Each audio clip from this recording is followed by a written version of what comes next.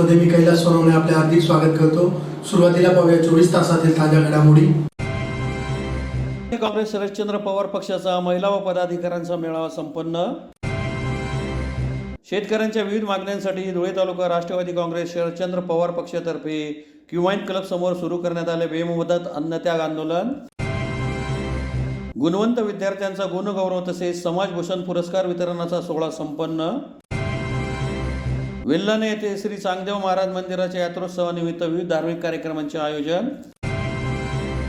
आणि महात्मा फुले विद्याप्रसारक संस्थेची वार्षिक सर्वसाधारण सभा संपन्न। आता बातमीपत्र विस्ताराने।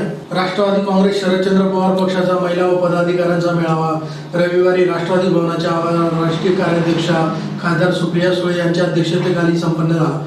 यावेळी सुळे यांनी भाजप युती सरकारवर जोरदार टीका केली। राष्ट्रवादी काँग्रेस शरदचंद्र पवार पक्षाच्या राष्ट्रीय कार्याध्यक्षा खासदार सुप्रिया सुळे यांच्या प्रमुख उपस्थितीत धुळे शहरातील राष्ट्रवादी भवनाच्या आवारात महिला व पदाधिकाऱ्यांचा मेळावा रविवारी संपन्न झाला। यावेळी खासदार सुप्रिया सुळे यांनी भाजप युती सरकारवर जोरदार टीका केली। खासदार सुळे यांनी सांगितले की ज्या बहिणी लोकसभा निवडणुकीपर्यंत लाडक्या नव्हत्या त्या लोकसभा निवडणुकीनंतर लाडक्या झाल्याचा टोला त्यांनी लगावला। त्या पुढे म्हणाल्या की महिलांना सत्तेपेक्षा स्वाभिमान जास्त महत्त्वाचा असतो।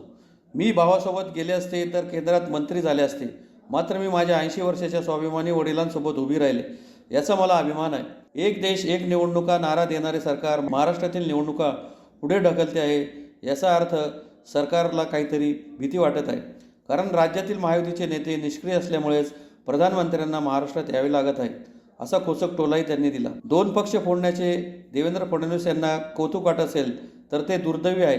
मी पक्षाकडे खासदारकीचे तिकीट सोडून काही मागत नव्हते, कारण संसदेत पहिला नंबर येत असल्यामुळे मी मेरिटवर खासदारकीचे तिकीट मागितले, तर तो गुन्हा आहे का, असा सवालही त्यांनी केला। त्यांनी पुढे सांगितले की आपली सत्ता आल्यानंतर महाविकास आघाडीचा मुख्यमंत्री पहिला निर्णय हा शेतकऱ्यांच्या हमी भावासंबंधीचा घेईल। आता पुढील 90 दिवस आपल्याला स्वाभिमानासाठी लढायचे आहे। देशातील जनता खोकेवाली नाही तर इमानदार आणि प्रामाणिक आहे, हे त्यांनी लोकसभा निकालात दाखवून दिले आहे। तर मी कष्टाची पराकाष्ठा करेन आणि सत्याच्या मार्गाने चालेन, पण कधीही दिल्लीसमोर मुजरा करणार नाही, असेही त्यांनी सांगितले। सध्या न्यायालयात सुरू असलेली लढाई फक्त पक्ष आणि चिन्हाची नाही तर ती नैतिकतेची लढाई आहे, कारण पक्ष आणि चिन्ह ओरबाडून घेणे हा शरद पवार आणि उद्धव ठाकरे यांचा घात केला, असे सुप्रिया सुळे यांनी म्हटले।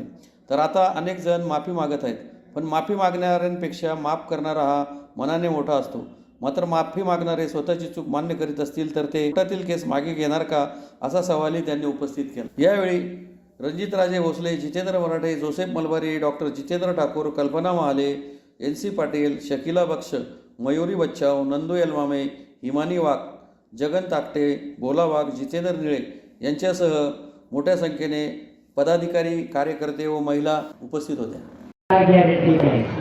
आणि मी अनुभव घेतलाय, त्याच्यामुळे आम्ही छान बी खूप खूप केली आणि मी तुमच्या बाजूची, त्याच्यामुळे मी म्हणणार खुशी घ्या। आज कळले, त्याच्या लक्षात आलंय 1500 आपली बहीण काय ऐकत नाही, म्हणून आज एक स्टेटमेंट असले की आम्ही आता 3000 करणार। मग 3000 ची सुरुवातच का नाही केली? निवडून आल्यावर म्हणजे व्यवहार बघा त्यांचा। पहिलं लोकसभेच्या आधी वेळ नाही आठवली, लोकसभेला जोऱ्यात काय रिझल्ट लागला तुम्ही बघितलं, त्याच्यानंतर बरोबर 1500 रुपयांनी सुरुवात केली आणि आता म्हणतात परत आमचं सरकार आल्यावर 3000। सरकार आल्यावर तर मग आता का नाही, आता सरकारमध्ये राहतच, मग आता 1500 रुपये नंतर काय गडबड ठेवले 3000 रुपये आता द्या। हाच हप्ता पहिलाच द्यायला पाहिजे ना 6000। किती व्यवहार करतात बघा ते नात्यामध्ये, आणि मला कौतुक घ्यायचं असं वाटतं। मगाशी मी सभेमध्ये बोलत होते, एक महिला उभी राहिली, म्हणजे थांबा थांबा थांबा मला काहीतरी बोलायचं, म्हणजे काय काही बोलायचं, मला असं म्हटलं ते 1500 रुपयाचं बंद करा बोलणं। म्हटलं का मी तुमच्या करता बोलते, घ्या 1500 रुपये, नको ते 1500 रुपये। म्हटलं 1500 रुपये नको तुम्हाला, मला धक्काच बसला। म्हटलं का नको 1500 रुपये? ते म्हणले एवढा टॅक्स भरतोय, साध्या पोळीवर पण आम्ही टॅक्स भरतोय, त्या टॅक्सचे पैसे आम्हाला फिरवून फिरवून 1500 रुपये देतात, नको टॅक्स कमी करा, त्याच्याऐवजी महागाई कमी करा, टॅक्स कमी करा। मी तुम्हाला शब्द देते, महाविकास आघाडीचं आणि इंडिया अलायन्सचं सरकार आलं, आता जितक्या लवकर येईल त्या आमचं सरकार पहिला निर्णय घेईल की शेतीवरच्या ज्या वस्तू आहेत त्याच्यावरचा सगळा टॅक्स हा आम्ही शून्यावर आणतो, शून्य. जे काय शेतीला लागतं, बी बियाणं खत औजार जे काय लागत असेल. आणि त्या बाईने मला आणखी एक सांगितलं, मला कौतुक वाटलं त्या भगिनीचं. म्हणजे नको तुझ्या 1500 रुपये, म्हणजे मी कुठे देते ते मी त्यांनी थोडी खिशात होते आणि ते पण कोण स्वतःच्या खिशातून थोडे देतात. म्हटलं काय बाई तुला पाहिजे? ती म्हणली सोयाबीनला 10 आणि कपासाला 12,000 रुपये द्या, नको तुमचे 1,500 रुपये. मला आश्चर्य वाटलं. मला वाटलं तर महिला म्हणते ठीक आहे देत आहे की द्या, पण हे पण द्या. पण किती स्वाभिमानी आहे बघा. मला महाराष्ट्राच्या सरकारला सांगायचंय की तुम्ही 50 खोके एकदम ओकेवाले आहेत. या देशाची महिलांना आणि पुरुष आणि नागरिक हे इमानदार आहेत, ते प्रामाणिक आहेत. त्यांना तुमचे पैसे नको खोकेवाले, त्यांना कष्ट करायची तयारी आहे. फक्त हमी भाव त्यांना द्या, त्याच्यात ते समाधानी आहे. किती अभिमानाची गोष्ट आहे मला. मला आश्चर्य वाटलं. शेतकऱ्यांच्या विविध मागण्यांसाठी धुळे तालुका राष्ट्रवादी काँग्रेस शरदचंद्र पवार पक्षातर्फे धुळे शहरातील जेल रोडवरील क्युमान क्लब समोर रविवारपासून बेमुदत अन्नत्याग आंदोलन सुरू करण्यात आले आहे. शेतकऱ्यांच्या विविध मागण्यांसाठी राष्ट्रवादी काँग्रेस शरदचंद्र पवार पक्ष धुळे तालुक्याच्या वतीने शहरातील जेल रोडवरील क्युमॅन क्लब समोर रविवारपासून बेमुदत अन्नत्याग आंदोलन सुरू करण्यात आले आहे. महायुती सरकार शेतकऱ्यांच्या फसवणूक करणाऱ्या योजना राबवित आहे. महायुती सरकारने सन 2023 मध्ये 100% पीक विमा देण्याचे शेतकऱ्यांना आश्वासन दिले होते. त्यामुळे 2023च्या खरीप हंगामात मोठ्या आशेने पीक विमा शेतकऱ्यांनी काढला होता. परंतु शेतकऱ्यांच्या तोंडाला पाणी पुसण्याचे काम सरकारने केले आहे. केवळ 25% रक्कम शेतकऱ्यांच्या खात्यात जमा झाली आहे, तर काही शेतकरी 25% पीक विम्यापासून वंचित आहेत. अशा अनेक फसव्या योजना हे सरकार राबवत आहे. तरी येत्या 8 दिवसात 100% पीक विमा शेतकऱ्यांना देण्यात यावा किंवा निर्णयाचे ठोस आश्वासन देण्यात यावे. जोपर्यंत आश्वासन शासन देत नाही अथवा ज्या कंपनीत पीक विमा काढला आहे त्या कंपनीकडून देखील पत्र प्राप्त होत नाही, तोपर्यंत हे अन्नत्याग आंदोलन सुरू राहणार असल्याची माहिती देण्यात आली आहे. यावेळी तालुकाध्यक्ष विनोद बच्छाव, सागर पाटील, गौरव पाटील, श्यामकांत पाटील, चंद्रकांत पाटील, छोटू पाटील, कमलेश पाटील, निवृत्ती कोठावदे, फैजल पटेल, तन्वीर पटेल, रफिक पटेल, जयप्रकाश पाटील, हर्षल पाटील, प्रसाद पगारे आदी उपस्थित होते. राष्ट्रवादी काँग्रेस पार्टी शरदचंद्र पवार पक्षाच्या वतीने आमचे सहकारी मित्र राष्ट्रवादी युवक काँग्रेसचे माजी कार्याध्यक्ष सागर सावंतराव पाटील शिरूरचे यांच्या आयोजनाने बेमुदत अन्नत्याग आंदोलन उपोषण या ठिकाणी आज दिनांक 18/8/2024 पासून या ठिकाणी करण्यात येत आहे. या आंदोलनाचे प्रामुख्याने मुद्दे म्हणजे जे या महायुतीच्या सरकारने जे काही शेतकऱ्यांसाठी योजना या ठिकाणी दिल्या होत्या, त्या फसव्या योजना या ठिकाणी दिलेल्या आहेत. त्याच्यामध्ये प्रामुख्याने 2023 साली खरीप पीक विम्याची 100% पीक विम्याची रक्कम आम्ही शेतकऱ्यांच्या खात्यात जमा करू असे आश्वासन या महायुतीच्या सरकारने या ठिकाणी दिले होते. परंतु ती कुठली अशी आश्वासन पूर्तता या ठिकाणी या सरकारने केली नसून शेतकऱ्यांच्या खात्यामध्ये पीक विम्याची फक्त 25% रक्कम टाकून शेतकऱ्यांच्या तोंडाला पाणी पुसण्याचे काम या सरकारने या ठिकाणी केलेलं आहे.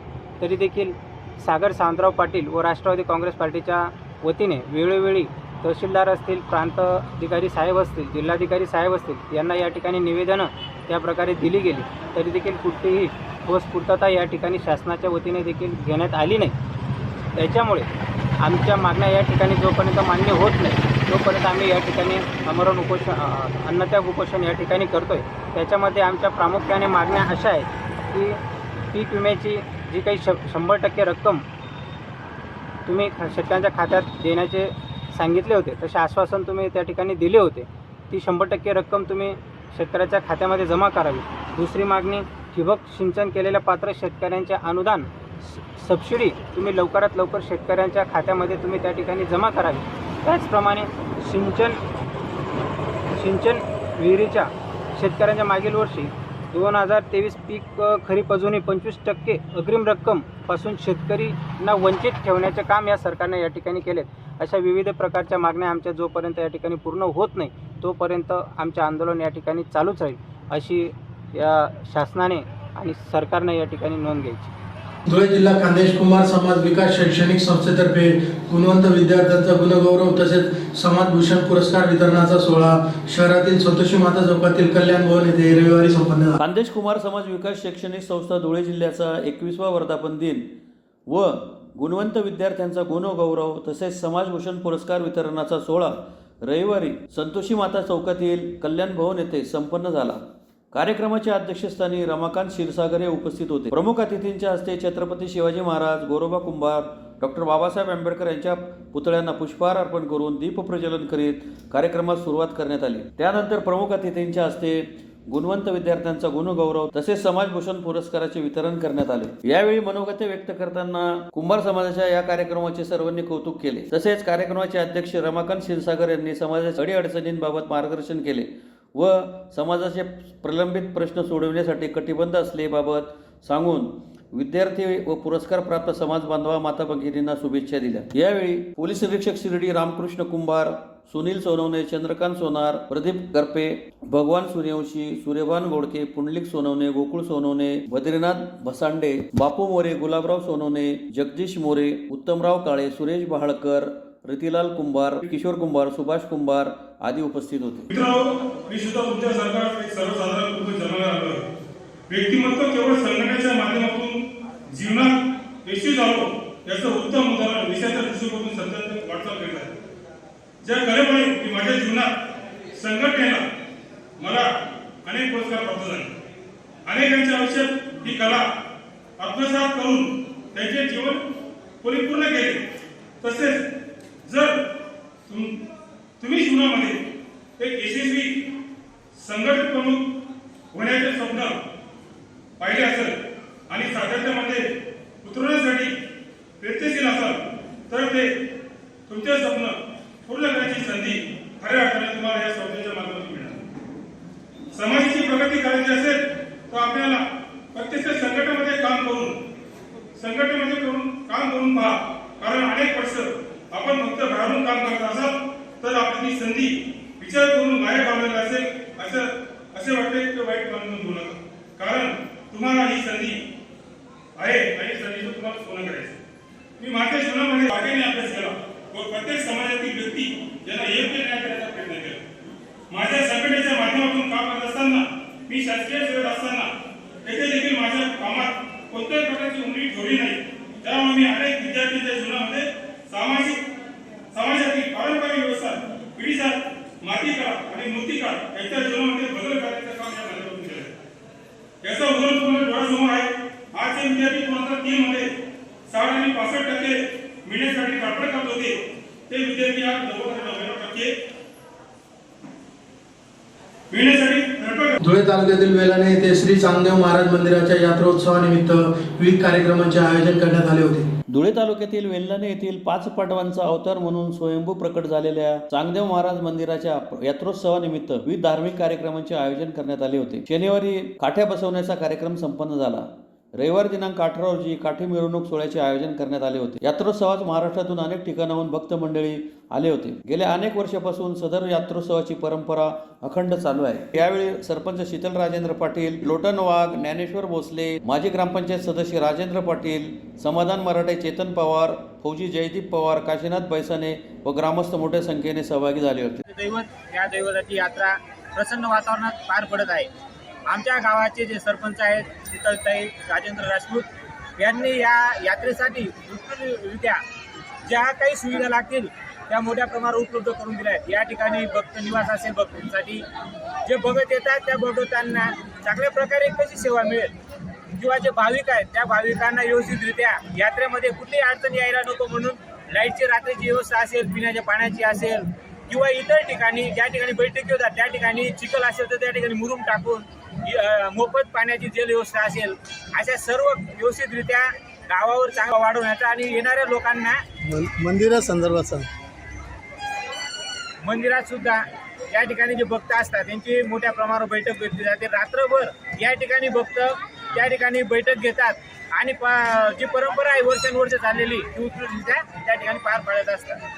महात्मा फुले विद्या प्रसारक संस्थेची वार्षिक सर्वसाधारण सभा देवपुरातील तुता कल्याणी महाजन हायस्कूल येथे अध्यक्ष दिगंबर माळी यांच्या अध्यक्षतेखाली रविवारी संपन्न झाली. महात्मा फुले विद्याप्रसारक संस्थेची वार्षिक सर्वसाधारण सभा देवपुरातील तुता खलाने महाजन हायस्कूल येथे संस्थेचे अध्यक्ष दिगंबर पांडुमाळे यांच्या अध्यक्षतेखाली संपन्न झाली. सभेत एकूण 4 विषय घेण्यात आले होते. यात मागील सभेचे प्रोसिडिंग वाचून कायम करणे, सन 2024 ते सन 2029 या 5 वर्षासाठी संस्थेचे नवीन कार्यकारिणी मंडळ निवड करणे, नवीन कार्यकारिणी मंडळाचा फेरफार अर्ज दाखल करण्याचे अधिकार देणे यासह आयत्यावेळी येणाऱ्या विषयावर चर्चा करण्यात आली.